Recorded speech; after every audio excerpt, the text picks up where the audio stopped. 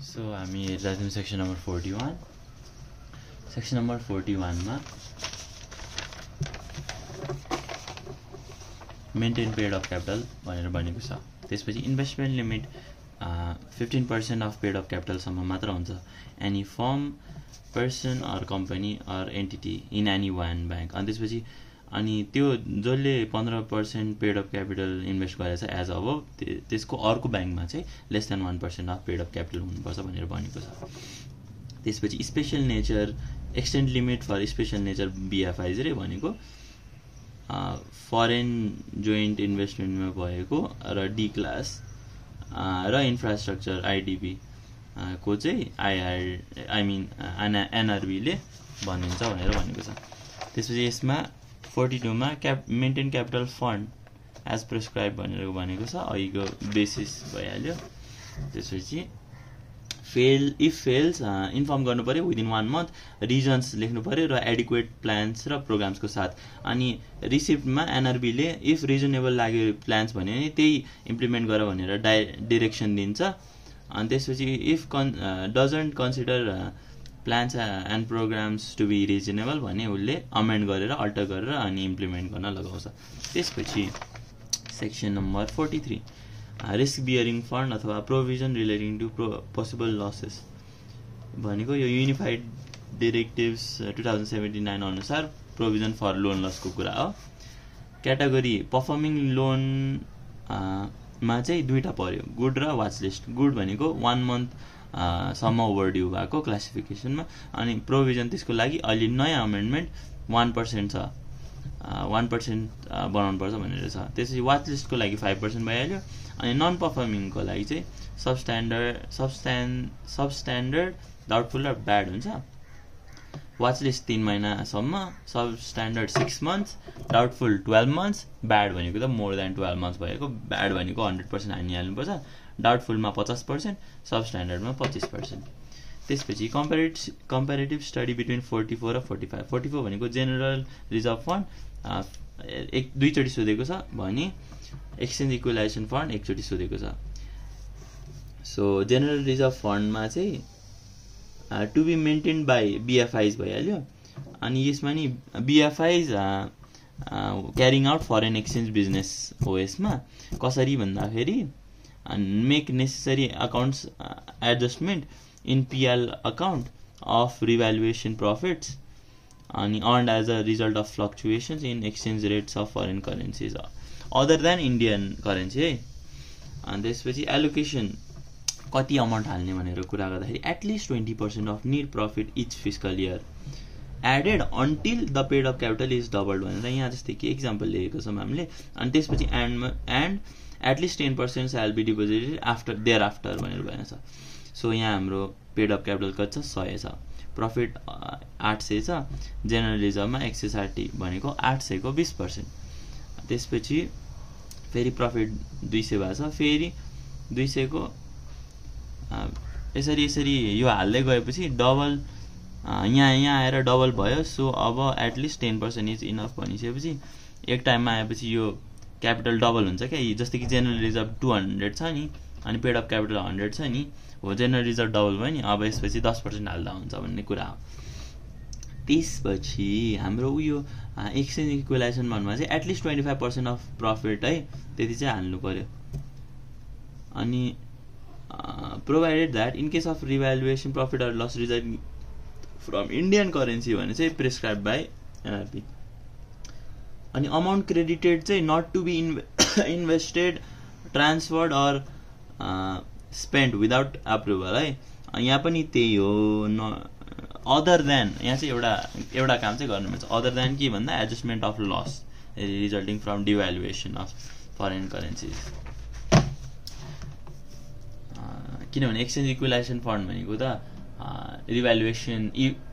Revaluation गरेर भएको profit foreign करेन्सीमा अनि त्यही अमाउन्टलाई घटाउन चाहिँ एउटा कुराले मात्र मिल्छ. त्यही रिभ्यालुएसन गर्दा हुने प्रफिट लाई चाहिँ डिभ्यालुएसन भएर सपोज भने हो त्यो घटाउन चाहिँ मिल्छ, एडजस्टमेन्ट गर्न चाहिँ मिल्छ भन्ने कुरा छ. सेक्सन नम्बर 47 एकदमै इम्पोर्टेन्ट, 3 चोटि सोधेको छ. डिभिडेन्डको कुरा हो. Declaration of dividend prior approval चाहिन्छ. यसको लागि कन्डिसन्स के छ भन्दाखेरि फर्स्ट तीनटा पोइन्ट चाहिँ हेर्नै पर्छ अनि त्यसपछि लास्टको पोइन्टहरु चाहिँ चारवटा पोइन्ट चाहिँ सेक्सन 41 टु सेक्सन 44 जे पढाए त्यही नै हो फर्स्टमा preliminary expenses recovered all preliminary expenses रे so recovered all preliminary expenses भन्नाले चाहिँ सायद रिकभर भन्नाले चाहिँ राइट अफ गर्ने टाइपको होला अनि it has recovered prior period accumulated loss अनि अर्को भनेको share set aside for general public sold and fully paid up गरेर हुनु पर्यो तीनटा भइहाल्यो अब त्यसपछि सेक्सन 41 को कुरा मेन्टेन्ड क्यापिटल एज प्रेस्क्राइब त्यसपछि set aside amount for capital fund section 42 त्यसपछि provision for possible loss section 43 अनि त्यसपछि जनरल रिजर्भ फन्ड सेक्सन 44 हो यति कुरा भयो त्यसपछि अरु भनेको हामी जान्छ मिनिमम पेड अफ क्यापिटलको हो यो हल्का युनिफाइड डाइरेक्टिभ्सकै हेर्छौं ए क्लासमा नेशनल लेभलमा 8 अर्ब बी क्लासमा 2.5 अर्ब सी क्लासमा 80 करोड भइहाल्यो अनि डी क्लासमा रिटेलमा चाहिँ के छ भन्दा रिटेलमा नेशनल लेभलमा 10 करोड अनि डी क्लासको होलसेल चाहिँ नेशनल ओन्ली हुँदो रहेछ 60 करोड भनिसकेपछि के भनेको भन्दा रिटेल चाहिँ प्रोभिन्स लेभलमा नि चल्ने भयो नेशनल लेभलमा नि चल्ने भयो प्रोभिन्स लेभलमा 2 करोड र नेशनल लेभलमा 10 करोड एक्सेप्ट काठमाडौँ भ्याल्यु है यो चाहिँ अनि त्यसपछि ए क्लास बी क्लास ए क्लासको त नेशनल लेभलमा मात्रै हुने भयो नेशनल लेभल मात्रै अनि बी क्लासको दुईटै हुने भयो सी क्लासमा नि दुईटै हुने भयो यसको लगभग हाफ भन्दा अलि कम छ बी क्लासको 1.2 अर्ब अनि त्यसपछि सी क्लासको 50 करोड छ प्रोभिन्समा सो डी क्लासमा भइहाल्यो त्यसपछि इन्फ्रास्ट्रक्चर डेभलपमेन्ट यसलाई त धेरै चाहिन्छ 20 अर्ब 100 भन्दा धेरै चाहिन्छ यसलाई त ए क्लास भन्दा नि धेरै चाहिन्छ यो नेशनल लेभलमा मात्रै हुने रहेछ ठीक छ भयो है अनि त्यसपछि सर उ हेर्ने सिक्वेन्समा हेर्ने यो चाहिँ अनि अर्को भने मिनिमम क्यापिटल फन्ड र कोर क्यापिटल रेशियो यसमा चाहिँ ए क्लासको कोर क्यापिटल 6 हुनु पर्यो रेशियो अनि हो यसरी बी क्लासको नेशनल लेभलमा पनि बी क्लासको अदर देन नेशनल लेभलमा पनि सी सबैमा 6 हुने भयो इन्फ्रास्ट्रक्चर डेभलपमेन्टमा पनि 6 हुने भयो ओन्ली डी मा चाहिँ 4 हुने भयो अनि त्यसपछि क्यापिटल फन्ड रेशियो चाहिँ ए र बी नेशनल ए चाहिँ नेशनलै हुने भइहाल्यो हैन बी को नेशनल र ए चाहिँ 8.5 अनि त्यसपछि बी को अदर देन नेशनल र सी 10 अनि त्यसपछि डी को 8 अनि फेरि इन्फ्रास्ट्रक्चर डेभलपमेन्टको आईडीबी को 8.5 अनि capital conservation CCB capital conservation buffer अथवा सेफ्टी भनेको यो चाहिँ ए क्लास र बी क्लासले राख्ने भयो बी क्लास नेशनल मात्रै 2.5 अनि त्यसपछि आईडीबीले पनि राख्नु भयो 2.5 अनि यो र यो दुईटा जोडिसकेपछि क्यापिटल फन्ड रेशियो र बफर जोडिसकेपछि चाहिँ टोटल आउँछ ए को 11 बी को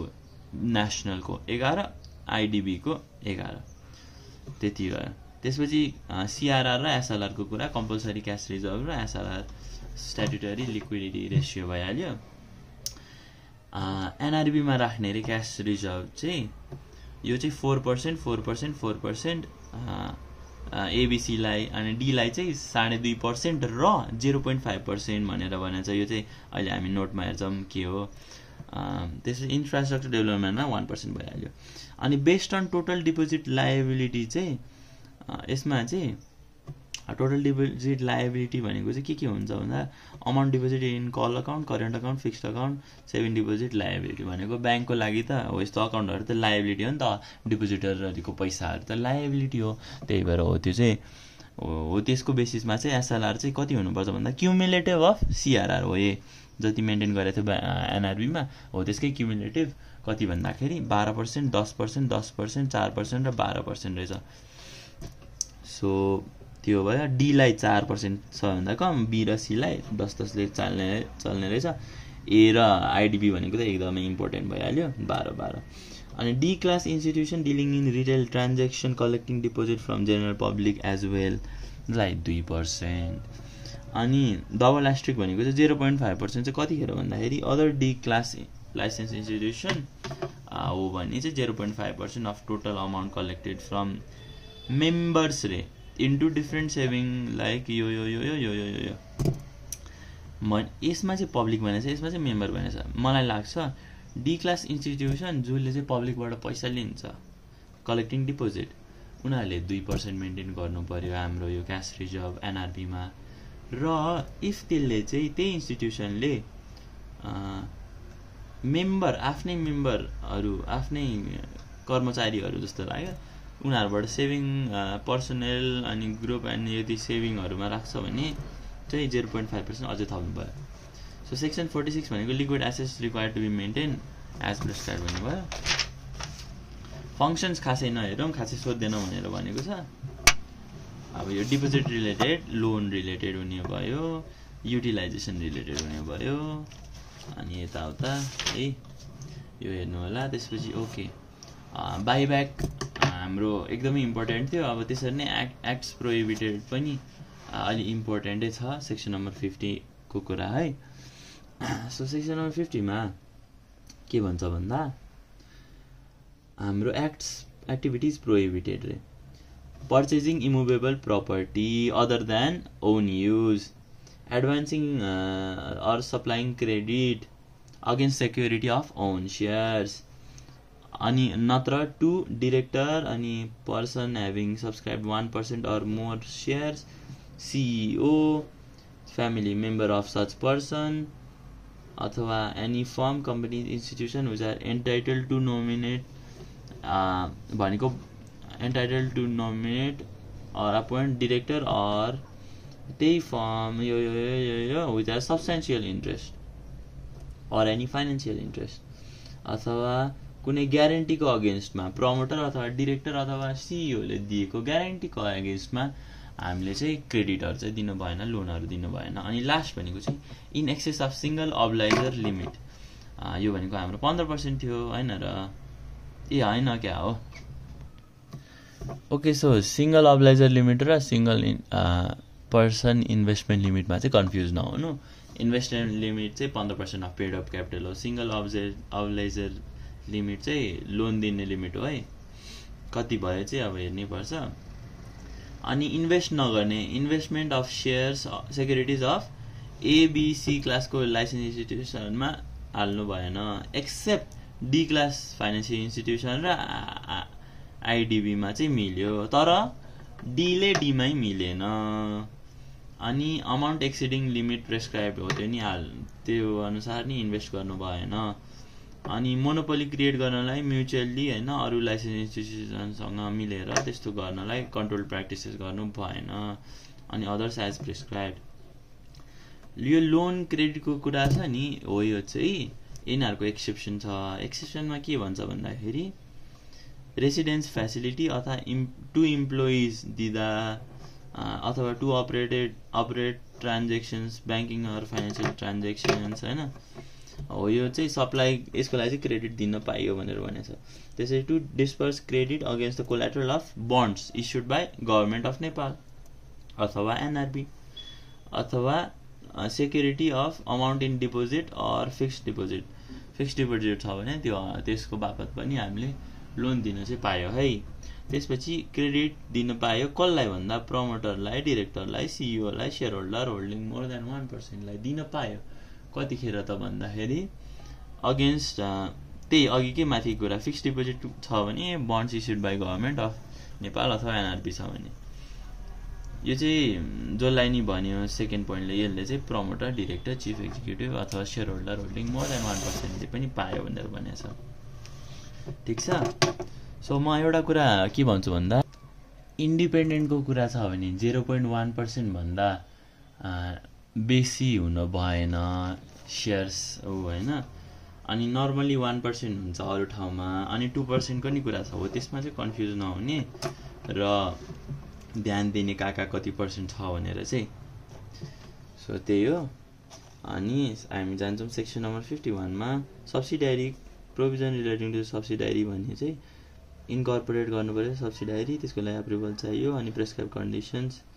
भनेर भन्ने चाहिँ यो ठिकै छ ल। त्यसपछि हामी च्याप्टर 8 मा जान्छौँ सप्लाई अनि रिकभरी अफ क्रेडिटको कुरा छ हैन। सेक्सन नम्बर 55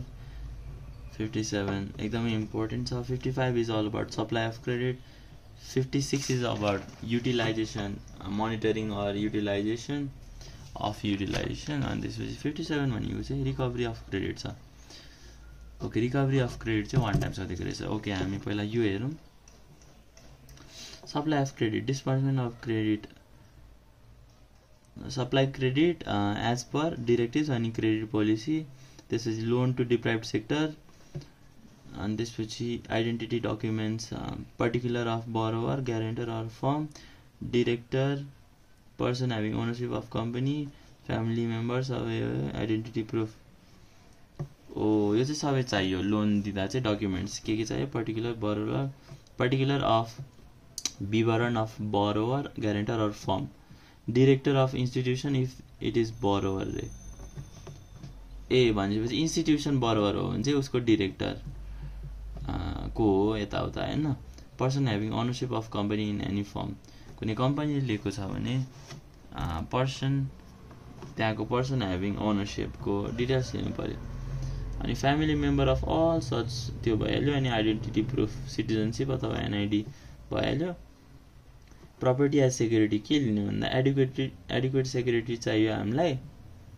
अथवा पिडिए। यो हाम्रो के थियो भन्दा प्रोजेक्ट डेभलपमेन्ट अग्रिमेन्ट हो जस्तो लाग्यो हो। यसको बापतमा पनि हामीले लोन चाहिँ दिन मिल्छ। अहिले नयाँ प्रोभिजन हो, एमेन्डमेन्ट हो, एमेन्ड हो भनेर भन्छु। अनि त्यसपछि अनि ग्यारेन्टी पनि लिनु पर्यो, to safeguard interest of its own and depositors. अनि त्यसपछि केही गरी उसले केही सिचुएसन आयो भने उसले विथहोल्ड गर्न सक्यो, त्यही प्रपर्टी केप्ट एज सेक्युरिटी हैन। अनि इन केस अफ त्यही पिडिए, प्रोजेक्ट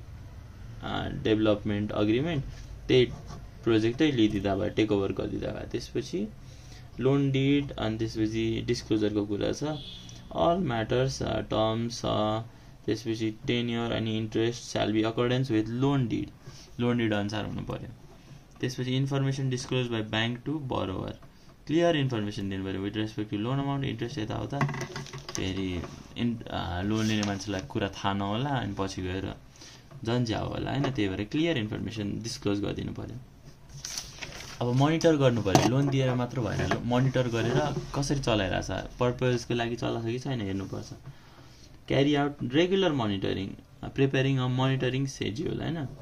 अनि whether or not utilize the credit for purpose intended, for the purpose, त्यो जुन चाहिँ लोन लिने बेलामा बनेको थियो त्यही पर्पजको लागि गरेछ कि छैन भनेर। त्यसपछि 57 इज अल अबाउट रिकभरी। रिकभरीमा चाहिँ एकचोटि सोधेको छ। ओके, यो भनेको चाहिँ अलिकति इम्पोर्टेन्ट छ है। रिकभरी एडिसनल सेक्युरिटी माग्न सक्यो in case borrower gives off the title भने, or value of asset mortgage or as collateral सेक्युरिटीको भ्याल्यु चाहिँ डिक्रिज हुन्छ भने एडिसनल सेक्युरिटी बिएफआइजले डिमान्ड गर्न सक्यो, र it is the duty of the borrower to place additional collateral as demanded. अनि त्यसपछि conditions of recovery, following are the conditions of recovery, fails to meet terms or fails to pay interest and principal. अनि त्यसपछि or not use credit for intended purpose भने recovery गर्न सकिन्छ कि credit, ठिक छ। त्यसपछि कुन चाहिँ प्रपर्टीबाट रिकभर गर्न सकिन्छ त भन्दाखेरि त्यही अक्सन गरेर त्यही सेक्युरिटी राखेको प्रपर्टीबाट रिकभर गर्न सकिन्छ। अनि borrower can recover credit from other bank can, अनि ब्याङ्कले चाहिँ अरू प्रपर्टीबाट अदर प्रपर्टीबाट रिकभर गर्न सक्छ if borrower fails to furnish additional security. माथि भने जस्तो एडिसनल सेक्युरिटी दिँदैन इभन दो उसको भ्याल्यु घटिसकेको छ अथवा उसले टाइटल गरिदिइसकेको छ, वेभ अफ गरिदिइसकेको छ भने, वेभ अफ भन्नाले अर्कोलाई दिइसकेको छ भने। अनि त्यसपछि अर्को भनेको principal and interest can not be recovered from collateral. ओहो, अनि त्यतिले नपुगेको जस्तो चाहियो नि त अझै होइन। अनि त्यसपछि चाहिँ त्यो भइहाल्यो है। अनि त्यसपछि युटिलाइजेसन अफ अक्सनको proceedings. Okay, amounts to be deducted from auction proceedings. First मा के घटाउने sir expense incurred to carry out action expense घटाउनु पर्यो त्यसपछि प्रिन्सिपल इन्ट्रेस्ट अथवा केही ड्युज पेनल्टिज छ भने त्यो घटाउने सर त्यसपछि के भन्दा ब्यालेन्स भएकोलाई के गर्ने सर त्यो त रिफन्ड गरिदिइहाल्ने नि अनि इप्सो फ्याक्टर तिम्रो टाइटल ट्रान्सफर भइहाल्छ आफ्टर कम्प्लिसन अफ अक्सन अनि सर त्यो मान्छे डन रहेछ भने if no one accepts movable or immovable assets while carrying out auction भने त ब्याङ्कले आफै अनरसिप लिइदिइहाल्छ नि के छ र अनि एडिसनल एक्सन अगेन्स्ट डिफल्टर के होला सर भन्दा ब्ल्याक लिस्टिङ गरिदिने भन्नाले ब्ल्याक लिस्टिङ गर्ने होइन ब्याङ्कले रिक्वेस्ट गर्नु पऱ्यो कसलाई भन्दाखेरि क्रेडिट इन्फर्मेसन ब्युरोलाई to black list such borrower त्यसपछि प्रपर्टी फ्रम फरेन कन्ट्रीमा कुनै प्रपर्टी छ भने त्यहाँबाट पनि रिकभर गर्न सकिन्छ इफ रिकभर हुन सकेन माथिको कुराहरू अनुसार ठिक छ त्यसपछि सिज गरिदिने के सर पासवर्ड अनि क्रेडिट रिकभर हुनै सकेन सबै काम गरेर पनि भने रिक्वेस्ट एनआरबी टु के विथहोल्ड कन्फिस्केट भनेर जफत गरिदिने पासवर्ड र डिप्राइभ गरिदिने रिक्वेस्ट गर्ने हो गर्नु चाहिँ तर के को लागि भन्दा to deprive the borrower from availing the services available by the state सबले उसलाई त बोयकट गरिदिने भयो त्यसपछि अपन त्यो रिसिट अफ रिक्वेस्ट राष्ट्र ब्याङ्कले फेरि फरवर्ड गरिदिनु भयो गभर्मेन्ट अफ नेपाललाई टु टेक नेसेसरी एक्सन्स अब लास्ट च्याप्टर छ हाम्रो accounts related section number 58 account and record general कुरा रहेछ अप टु डेट हुनु पर्यो accurate double entry system branch र अफिसको हेड अफिसको सेपरेट अकाउन्ट्स हुनु पर्यो सेन्ट्रल अफिसमा हुनु पर्यो preparation of books of accounts अनि if NRB approves definitely another प्लेसमा राख्दा नि भइहाल्यो section number 59 balance sheet PL to be prepare maintain format prescribed okay योहरू सब प्रिपेयर गर्नु पर्यो फर्मेट अनुसार separate consolidated if has subsidiary छ भने सेपरेट र कन्सोलिडेटेड दुइटै चाहियो त्यसपछि format content method of certification and details made public as prescribe by NRB public गराइदिनु पर्यो format content method of certification भनेको audited and details of the matters to be made public in balance sheet and balance sheet र PL देखाउँदाखेरि format content method of certification यो सबै चाहिँ एनआरबीले prescribe गरेको छ हो यो चाहिँ पब्लिक बनाइदिनु पर्यो यो भनेको चाहिँ माथिको चाहिँ prepare and maintain financial statements in such format हैन तलको भनेको चाहिँ त्यो फर्मेट अनुसारै बनाएको ब्यालेन्स सिट पिएल मा चाहिँ हो यो सबै फर्मेट कन्टेन्ट अनि कसरी अनि सर्टिफाई भएको हो भनेर चाहिँ detail and details of the matters चाहिँ पब्लिक गराइदिनु पर्यो रे त्यसै timeline okay sir balance sheet र पिएल एनआरबीलाई within 3 months of completion of fiscal year publish गर्ने अनअडिटेड विदिन 3 months जस्तै कि इन्टरिमहरू त्यसपछि पब्लिस गर्ने audited within 9 months of completion of fiscal year sir त्यसपछि सेक्सन नम्बर 60 र 61 अलिकति इम्पोर्टेन्ट छ किनभने अस्तिको एक्जाममा आएको थियो डिसेम्बर 2024 एकचोटि आएको थियो नयाँ क्वेसन हो योभन्दा अगाडि सोधिएको थिएन सो अडिट कमिटी 3 जना मेम्बर हुन्छ under the chairmanship of non executive director अनि who are not entitled to become member chairman of board coordinator of sub committee र अथवा CEO coordinator of sub committee ठीक छ त्यसपछि रिभ्यू थ्रेड हुन्छ कि भनेर चाहिँ यिनीहरूलाई बनाउन नदिएको यिनीहरूलाई मेम्बर बन्न नदिएको prohibited acts day to day operation गर्ने कुरा गर्नु भएन prohibited to engage in day to day operation for example यो blah blah blah so audit कमिटीको member should not be carrying out day to day operation of BFI त्यसपछि meeting once in every 3 months रे यो चाहिँ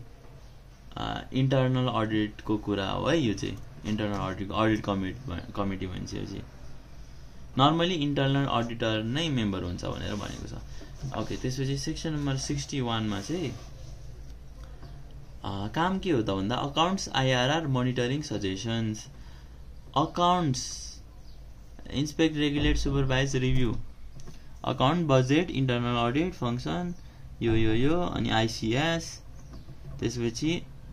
IRR मा internal audit गर्नु पर्यो of ledger and accounts त्यसपछि inspect regular operation and management compliance रे to determine whether the relevant laws and applicable सँग चाहिँ एडियर्ड अर नट भनेर भनेको छ त्यसपछि to recommend the name of 3 potential auditors for appointment external auditors okay यो पनि भइहाल्यो आईआरआर त्यसपछि क्यारी आउट मोनिटरिङमा के भन्दा अनि त्यसपछि मोनिटर के गर्नु पर्यो भन्दा त्यही अहिकै कुरा हो लज एक्ट रुल अनुसार ऊ गरेछ कि छैन हैन काम छ भनेर त्यसपछि सबमिट रिपोर्ट टु बीओडी रे carry out monitoring that to submit the report thereof to the to carry out monitoring that whether or not actions are being taken according to the act or rules enacted under the act, bylaws, policies or given directives in the BFIs and to submit the report thereof to the BOD. Monitor गर्ने रहेछ के भन्दा उसको actions म्यानेजमेन्टको action according to act or rule छ कि छैन र त्यही कुरा चाहिँ सब रिपोर्ट बनाएर बीओडीलाई दिनुपर्ने रहेछ त्यसपछि सजेसन दिने रे to provide suggestion on demand from BOD ठीक छ सर अनि 62 भनेको त अब एक्सटर्नलको कुरा होला नि सर हो 62 एक्सटर्नल अडिटको कुरा भयो normal time limit to complete audit भनेको विदिन 4 मन्थ्स हो एक्सटेन्ड गर्न मिल्छ 2 महिना on the request to NRB अनि त्यसपछि सिग्नेचर कसको चाहिन्छ एटलिस्ट 2 जना डाइरेक्टर चाहियो अडिटर चाहिहाल्यो सर अनि त्यसपछि उयो होला नि सर चिफ सीईओ को त चाहिहाल्यो अनि submission of audit report to concern BFI and NRB अडिटरले बीएफआईज लाई दिनु पर्यो अनि एनआरबी लाई दिनु पर्यो 63 भनेको अपोइन्टिङ अथोरिटी 3 जना हुन्छ जेनरली एजीएम अनि not appoint the same auditor AGM भए पनि लेस देन 3 टर्म्स कन्जिक्युटिभ टर्म्सको लागि मात्र अपोइन्ट गर्ने त्यसपछि नयाँ अडिटर चाहिन्छ अनि बीओडी ले if office of auditor is vacated due to any reasons not before first AGM only भनेर के भनेको भन्दा यो चाहिँ अरु बेलामा हामीले AGM before first AGM BOD ले गर्ने भनेर भन्थ्यौं हैन यहाँ चाहिँ if office of auditor is vacated due to any reason भनेको फर्स्ट एजीएम हुनु भन्दा अगाडि त डेफिनेटली बीओडी ले गर्ने नै भयो अनि अर्को भनेको चाहिँ अफिस खाली भएको बेलामा नि बीओडी ले नै गर्ने रहेछ अनि राष्ट्र बैंकले चाहिँ if the BFI didn't or couldn't appoint auditor त्यसपछि एबीसी को चार्टर्ड अकाउन्टेन्टले नै अडिट गर्नु पर्यो एन्ड देन डी क्लास को चाहिँ रेजिस्टर्ड अडिटर अथवा सीए जसले गर्दा पनि हुन्छ रेम्युनरेसन फिक्स्ड बाइ अपॉइन्टिङ अथोरिटी अनि त्यसपछि सेक्सन नम्बर 64 मा डिस्क्वालिफिकेसन अफ अडिटर ओहो यसमा पनि उसको कुरा होला है सर त्यो शेयर होल्डिङको कुरा छ नि किन नआउनु हामी हेर्छौं अनि 64 थियो रहेछ हेरौँ न त 64 अब 64 भनेको एनी फलोइङ पर्सन अथवा firm company institution in which such person is promoter or partner not be eligible circumstances के छ भन्दा प्रमोटर डाइरेक्टर सीईओ अथवा उसको फ्यामिली मेम्बर यो कोही हुन पाएन auditor external auditor office bearer employee internal audit of त्यही बैंक हुन पाएन partner of any promoter CEO or employee त्यो पनि हुन पाएन त्यसपछि बरोवर हुन पाएन सिग्निफिकेन्ट ओनरशिप भएको हुन पाएन एसोसिएटेड पर्सन अथवा रिलेभेन्ट पर्सन हुन पाएन अनि फाइनेन्सियल इन्ट्रेस्ट भएको पर्सन हुनु पाएन, ब्याङ्क्रप्ट भएको मान्छे त झन् हुनै पाएन, नेपालमा होस् कि बाहिर होस् जहाँसुकै होस्। अनि person firm company or institute subscribe 1% or more shares, यहाँ भनेको छ greater than 1%, 1% or more shares भनेपछि greater than equals to 1%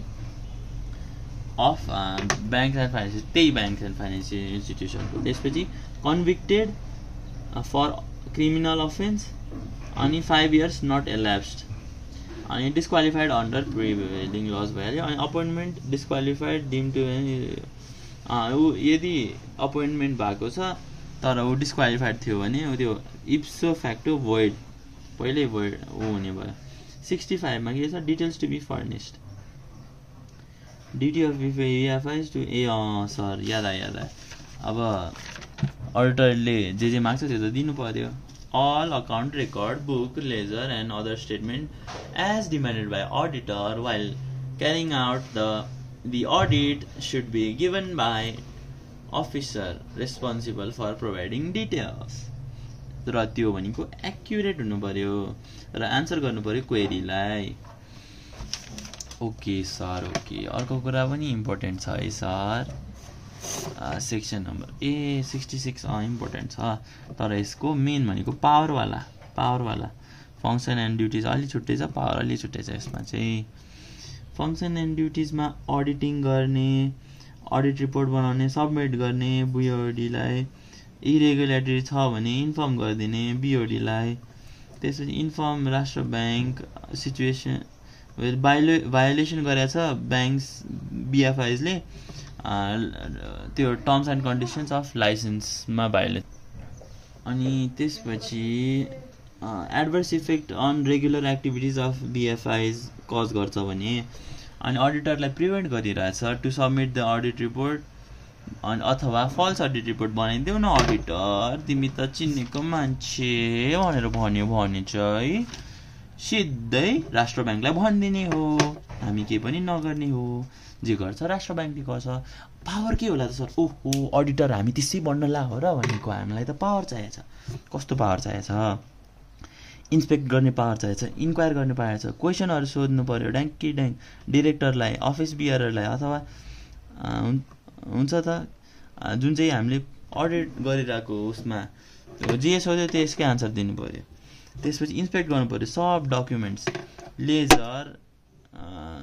book, account, voucher. हामी इन्सपेक्ट गर्न सक्छौँ। जसको ल देखाइदियो त आज तिम्रो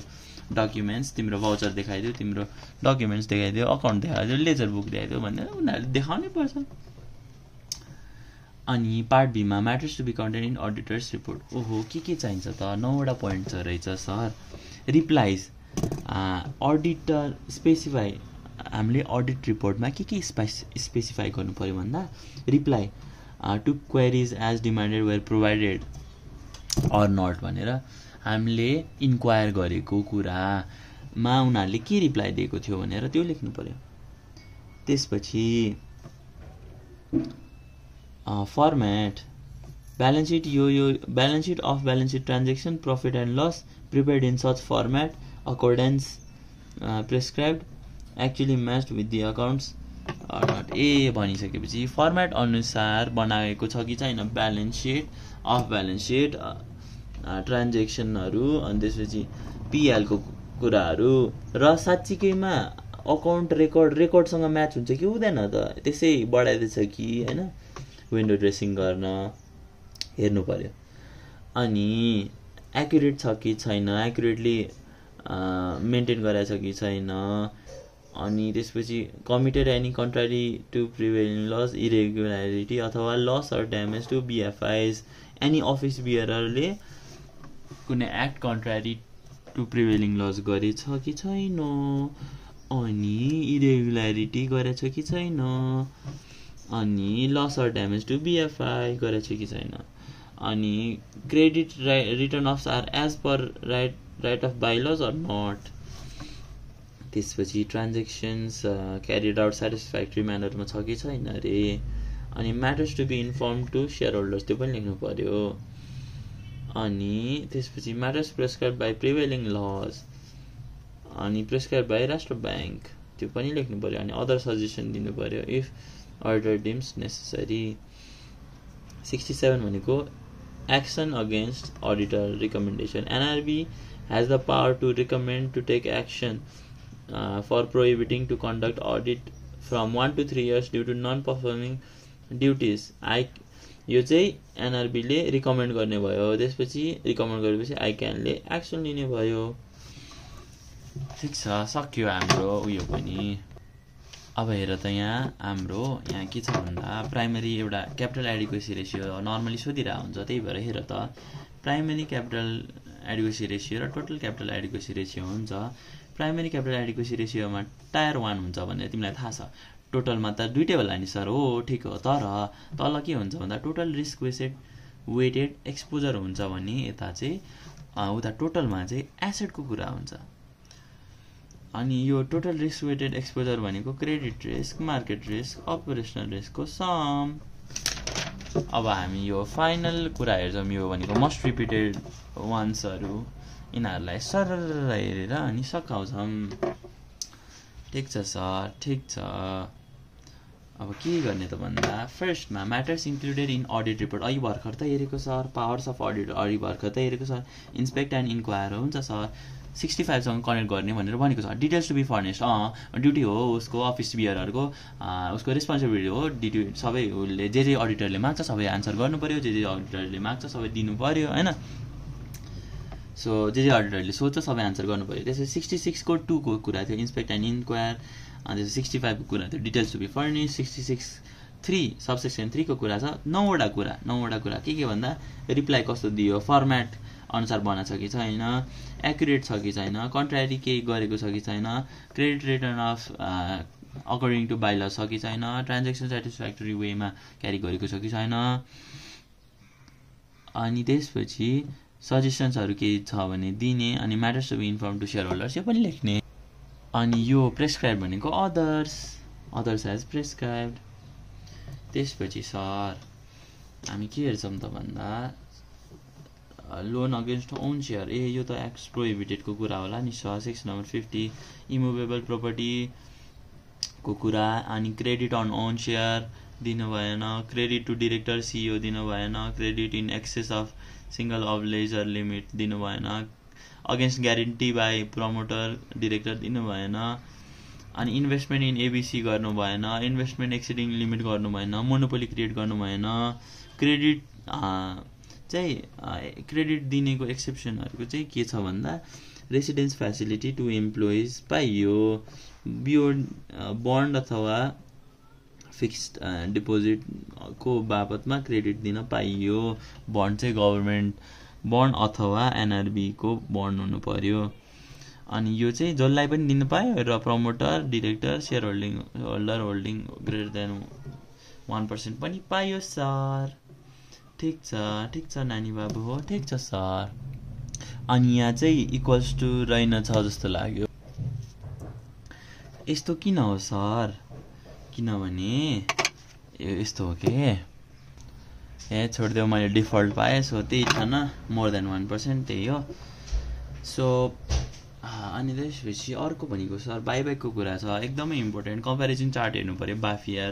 बाफियाको सेक्सन 13 र कम्पनीज एक्टको सेक्सन 61 अनि त्यसपछि रिफ्युजल सेक्सन 4 र 7 हैन सर हो एफसीए बीआरएच 4 को subsection 3 offences related refuses person त्यसै 7 ले चाहिँ रिफ्युजेस प्रपोज्ड ब्याङ्क सर्कमस्टान्सेसहरु हेर्नु पर्यो नेम अब्जेक्टिभ अनडिजायरेबल हो त्यस्तै कुरा थियो नि सर अनि त्यसपछि restriction to distribute dividend section 47 prior approval चाहिन्छ यसको लागि कन्डिसन्सहरु 7 वटा थिए जस्तो लाग्छ सर प्रिलिमिनरी रिकभर हुनु पर्यो एक्युमुलेटेड लस रिकभर भइसक्यो हुनु पर्यो फुल्ली पेड अप हुनु पर्यो जेनरललाई उ गरेर फुल्ली पेड अप हुनु पर्यो त्यसै क्यापिटल फन्ड त्यसपछि क्यापिटल मेन्टेन गर्नु पर्यो 41 अनुसार 42 अनुसार क्यापिटल फन्ड मेन्टेन गर्नु पर्यो 43 अनुसार रिस्क बियरिङ फन्ड हुनु पर्यो अनि त्यसपछि जेनरल रिजर्भको कुरा भयो अनि त्यसपछि sir matters to be submitted by director disclosure के दिने त भन्दा 24 ले भन्छ सेल्फ डिक्लेरेसन कुराहरू अनि कहीँ गए काम गरेको थियो भने पोस्ट क्वालिफिकेसन एक्सपिरियन्स नेम अनि हार्ड वर्क भनेर अनि त्यसमा इन्ट्रेस्ट इन अपोइन्टमेन्ट केही छ भने सबै डिस्क्लोज गरिदिनु पऱ्यो 25 ले के भन्छ 7 days भित्र information to be provided to BFI अनि 15 दिनभित्र केही चेन्जेस छ भने चाहिँ 15 दिनभित्र चाहिँ NRB लाई भन्नु पऱ्यो टु NRB हो यो चाहिँ 15 दिन चाहिँ यो चाहिँ टु BFI हो है हुन्छ सर हुन्छ त्यसपछि फुल्ली ओन्ड सब्सिडियरी सेक्सन 5 अथवा जोइन्ट भेन्चर 4.1 ले के डकुमेन्ट्सको कुरा गर्छ फिजिबिलिटी रिपोर्ट प्रमोटर रिलेटेड अनि सेल्फ डिक्लेरेसन रिलेटेड कुराहरू छ डकुमेन्ट चाहिन्छ दिनुपर्छ है अनि जोइन्ट भेन्चर अथवा सब्सिडियरी हो भने एप्रुभल लिनु पर्यो अनि एडिसनल डकुमेन्ट्स के हो त भन्दा certificate of registration MOA AOA licence अनि प्लेस अफ हो यति 4टा कुरा चाहिँ बाहिरको त्यो जसले फरेन BFI को कुरा जसले खोल्न लागेको JV अथवा जसले खोल्न लागेको सब्सिडियरी तिनीहरूको कुरा अनि त्यसपछि विदिन 120 days अप्रुभल पाउनु भयो अनि रिजोल्युसन अनि हामी नेपालमा इन्भेस्ट गर्छौँ भनेर कुनै कुरा रिजोल्युसन अनि 3 years ब्यालेन्स सिट र PL चाहिँ 3 वर्षको दिनु पर्यो लास्ट 3 years को दिनु पर्यो एप्लिकेसन फर एप्रुभलसँग अनि प्लेस अफ ट्रान्ज्याक्सन कहाँ क्यारी गर्ने भनेर कुरा भयो अनि त्यही हो सर त्यति हो ल BFI हल्का लेन्दी थियो हल्का हुन्छ तर not that hard so NCA र BFI पढिसकेपछि तिम्रो 20 मार्क्स त स्योर सर्ट भयो नि त